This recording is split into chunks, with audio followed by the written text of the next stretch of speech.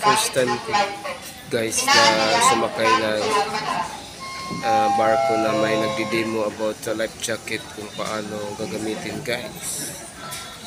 Okay, nag-update sila ngayon guys, nag-upgrade. Okay.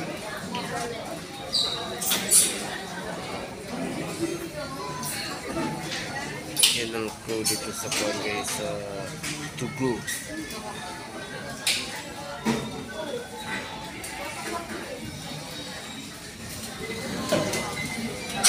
Remove all sharp objects from your body. Una, tanggalin lahat ng tulis na bagay sa inyong katawan. Second, untangle all beads from the vest. Pangalawa, tanggalin ang buhol ng right vest.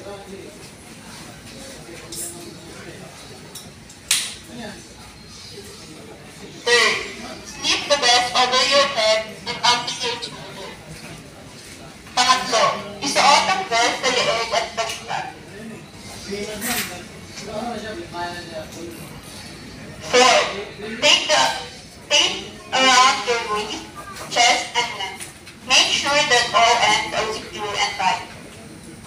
Pang-apat, ipuhol ang taling natatagpuan sa bandang bewang, dibdib, at leeg. Siguraduhin po lamang na nakatali ito ng mabuti.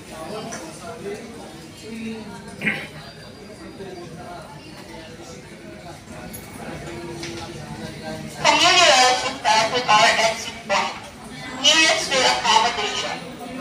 They are found on both sides of the floorboard, midship, and the up section of the vessel.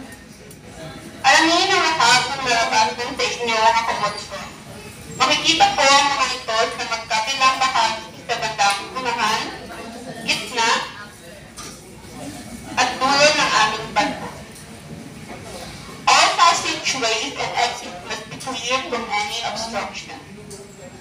Huwag po natin magyan ng anumang makakasagapan ng lahat ng daanan at labasan. Our ship is equipped with modern and regular inspected life rafts to ensure the safety of our passengers. Each life raft is provided with a sufficient life support supply. Our well-trained crew will direct further emergency proceedings during actual situation.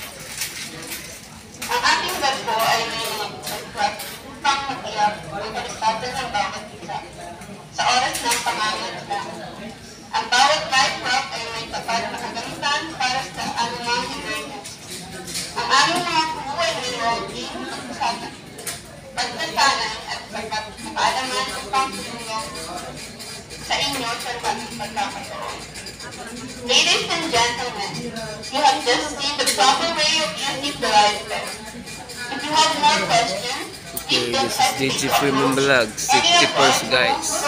Don't panic and presence of mind. Go to master station in case of emergency guys. Okay, bye-bye.